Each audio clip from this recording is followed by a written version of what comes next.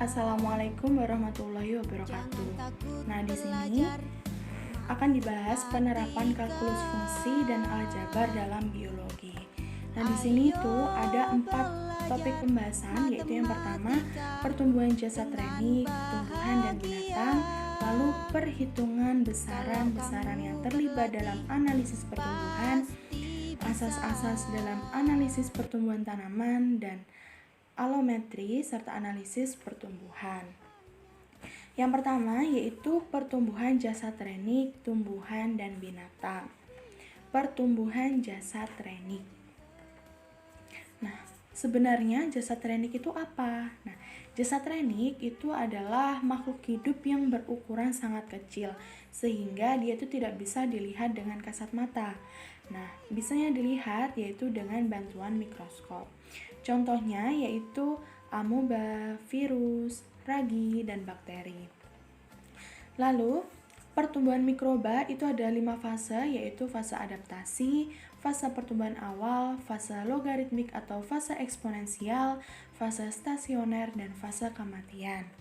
Yang pertama, itu adalah fase adaptasi. Nah, namanya juga adaptasi ya. Adaptasi itu kan menyesuaikan dengan lingkungan yang baru. Nah, sama, yaitu jasad renik yang baru dipindahkan itu menyesuaikan dengan kondisi lingkungan di sekitarnya. Nah, pada fase ini itu belum terjadi pembelahan, soalnya dia masih menyesuaikan. Dan juga itu karena beberapa enzim itu masih belum bisa disintesis. Lalu yang selanjutnya yaitu fase pertumbuhan awal. Nah, di sini setelah adaptasi, itu sel mulai membelah dengan kecepatan yang rendah dulu. Karena baru menyelesaikan tahap penyesuaian itu. Dia tuh nggak bisa langsung seret gitu, cepat itu nggak bisa. Jadi dia tuh perlahan-lahan dulu, dari kecepatan yang rendah dulu, terus sampai nanti ke cepat. Nah, di fase yang selanjutnya yaitu fase pertumbuhan logaritmik atau eksponensial. Nah, di sini itu jasad renik itu mulai membelah dengan cepat dan konstan. Nah, itu pertambahan jumlahnya mengikuti kurva logaritmik. Kecepatan pertumbuhannya juga itu dipengaruhi oleh medium tempat tumbuhnya seperti pH, kandungan nutrien, serta suhu dan kelembapan udara. Selanjutnya yaitu fase pertumbuhan lambat. Nah, di sini namanya juga udah lambat ya.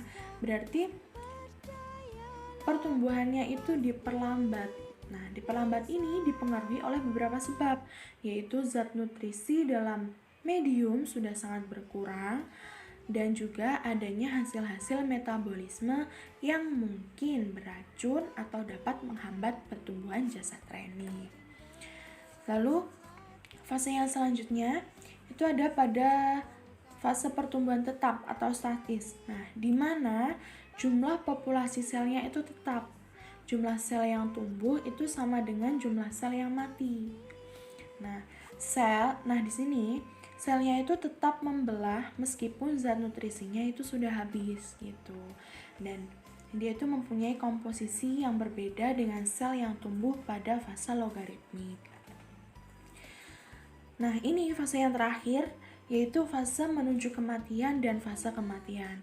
Nah, kenapa kok jasad renik ini mulai mengalami kematian gitu?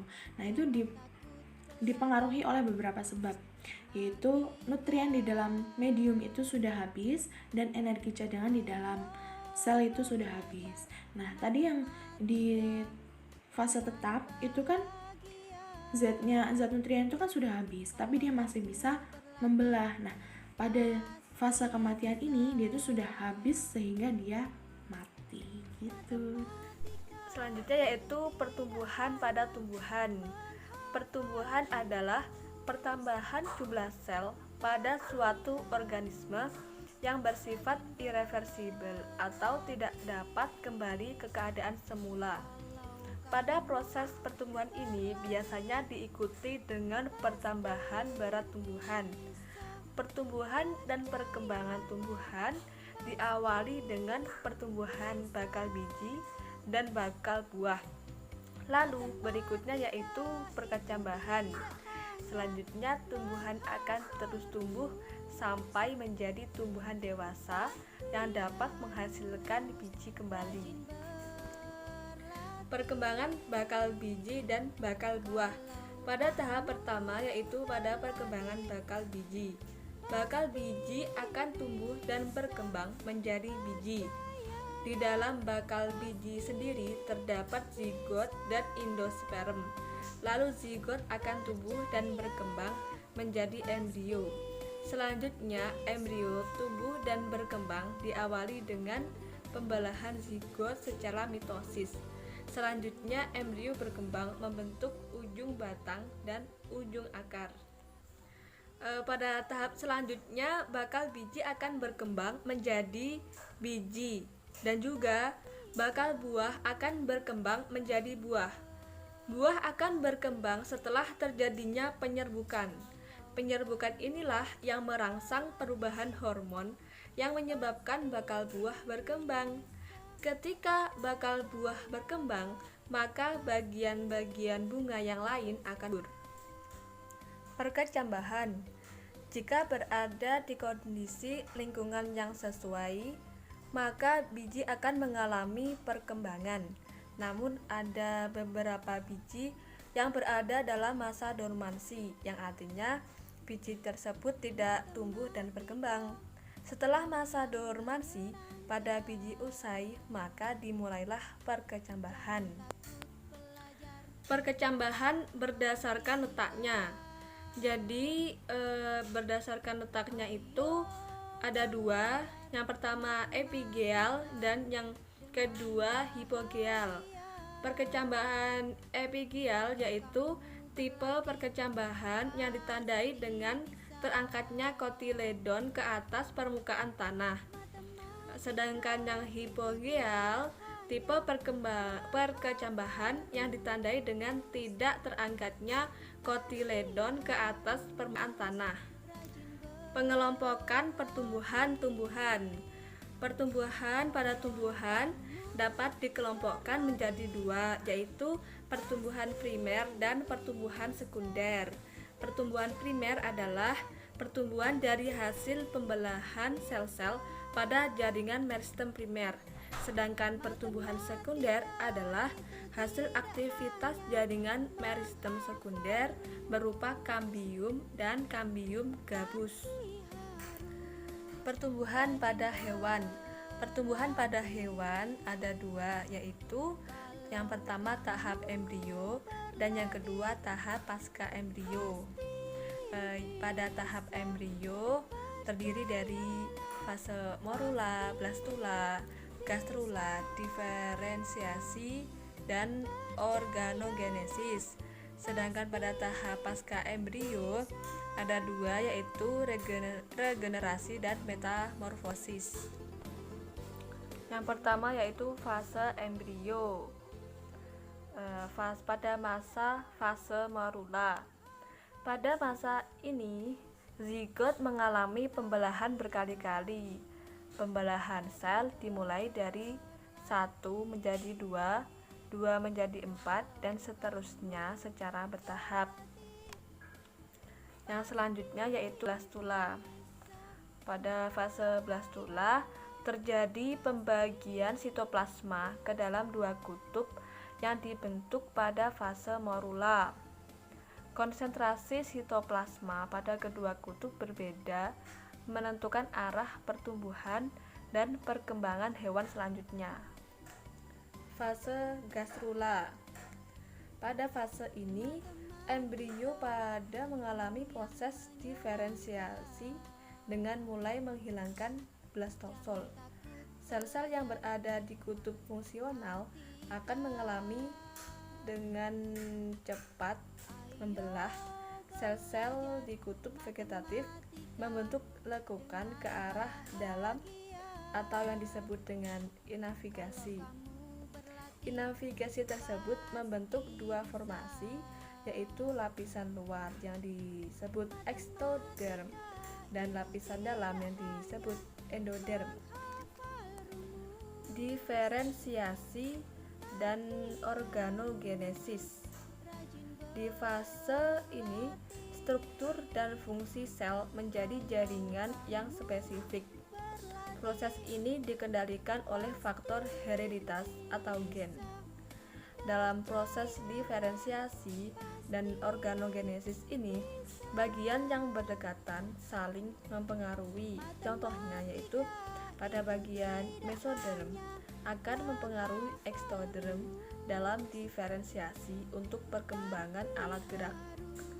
Setelah tahap embrio selesai, embrio yang disebut janin siap dilahirkan. Selanjutnya yaitu fase pasca embrio. Pada tahapan ini terjadi pertumbuhan dan perkembangan menjadi individu dewasa. Pada beberapa hewan invertebrata mengalami regenerasi atau metamorfosis selama pertumbuhan dan perkembangannya. Pada hewan vertebrata mengalami pertumbuhan dan perkembangan dari hewan muda menjadi hewan dewasa. Pada tahap regenerasi, regenerasi sendiri merupakan proses perbaikan tubuh yang luka atau rusak. Jadi pada organisme yang berkembang biak secara aseksual, regenerasi berarti sebagai proses reproduksi atau berkembang biak. Contohnya yaitu pada cacing pipih. Apabila tubuhnya dipotong, maka setiap potongan akan menjadi individu baru dan lengkap. Metamorfosis. Metamorfosis adalah proses pertumbuhan dan perkembangan hewan, khususnya serangga dan amfibi menuju dewasa. Metamorfosis sendiri dikendalikan oleh hormon. Dengan bantuan hormon tersebut, ukuran tubuh hewan bertambah, jaringan terorganisasi, dan bagian-bagian tubuh kembali dibentuk. Contohnya yaitu metamorfosis serangga atau insekta dan metamorfosis katak, nama lainnya yaitu amfibi. Baik, di sini saya akan menjelaskan mengenai asas-asas analisis pertumbuhan tanaman. Perkembangan analisis pertumbuhan yang cukup pesat disebabkan caranya yang mudah, peralatan yang sederhana dan tidak memerlukan perangkat laboratorium yang rumit dan biaya yang besar, serta modal utama yang digunakan dalam perhitungan berdasarkan berat kering total maupun bagian-bagiannya yang lain dan luas daun. Selanjutnya, analisis pertumbuhan tanaman atau APT diketahui untuk membandingkan pada analisis vegetasi gulma. ATP tersebut sering digunakan bersama dengan analisis vegetasi gulma pada tanaman budidaya. Selanjutnya yaitu besaran-besaran yang terlibat dalam analisis pertumbuhan tanaman. Yang pertama yaitu indeks luas daun atau ILD. ILD merupakan luas daun pada tiap satuan luas lahan. Untuk mencari ILD menggunakan rumus A per P. A di sini merupakan luas daun dan P merupakan luas lahan. Selanjutnya yaitu laju tumbuh pertamanan atau biasa disingkat dengan LTP. LTP adalah suatu peningkatan bobot kering tiap satuan luas lahan pada setiap satuan waktu. Untuk mencari LTP menggunakan rumus LAN dikali ILD. Selanjutnya yaitu laju asimilasi neto atau LAN. Untuk LAN di sini merupakan laju peningkatan bobot kering tanaman pada saat tertentu pada tiap satuan luas. Untuk mencari LAN menggunakan rumus LAN L2 dikurangi LAN L1 per L2 dikurangi L1 dikali W2 dikurangi W1 per T2 dikurangi T1.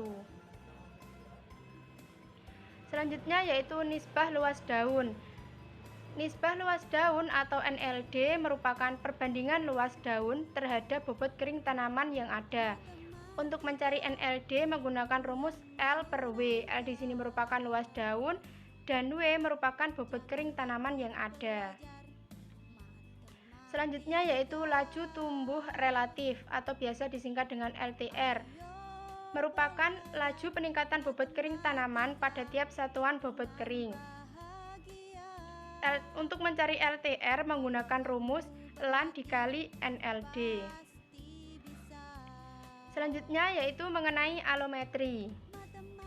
Model alometri merupakan hubungan antara ukuran atau pertumbuhan dari salah satu komponen makhluk hidup dengan keseluruhan komponen makhluk hidup tersebut.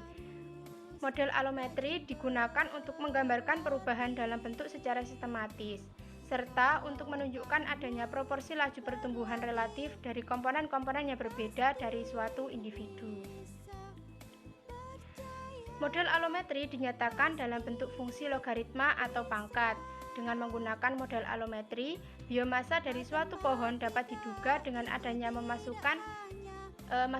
dengan hanya memasukkan parameter hasil pengukuran dimensi pohon, seperti diameter setinggi dada atau kombinasi diameter setinggi dada dan tinggi. Biomasa tegakan kemudian dapat dihitung dengan cara menjumlahkan biomasa individu-individu pohon. Selanjutnya yaitu analisis pertumbuhan tanaman atau analysis of crop growth. Siklus hidup tanaman semusim dicatat oleh berbagai pengukuran pertumbuhan seperti tinggi tanaman, jumlah buku, jumlah daun, hasil bahan kering, bobot basah, bobot kering, dan masih banyak lainnya. Yang pertama yaitu daun atau about leaf. Leaf area menunjukkan tren yang paralel dengan dekat pada bobot total dan dipergunakan sebagai pembanding ukuran pertumbuhan dalam fase eksponensial. Daun merupakan sebuah ukuran dari efisiensi dari unit permukaan daun, tergantung pada faktor genetis. Daun merupakan sebuah ukuran kenampakan tanaman, sebuah kuantitas yang dipengaruhi oleh efisiensi dari kanopi dan penggunaan cahaya. Yang kedua yaitu relative growth rate atau biasa disingkat dengan RGR. Pertumbuhan pada umumnya eksponensial dalam stadia awal dari pertumbuhan tanaman. Laju pertumbuhan dalam pertumbuhan ialah diawali secara logaritmik di alam, dengan asumsi yang bobotnya berubah secara eksponensial dengan waktu. Yang terakhir yaitu efisiensi. Efisiensi fotosintesis diketahui sebagai radiation use efficiency. Terima kasih. Ayo belajar matematika.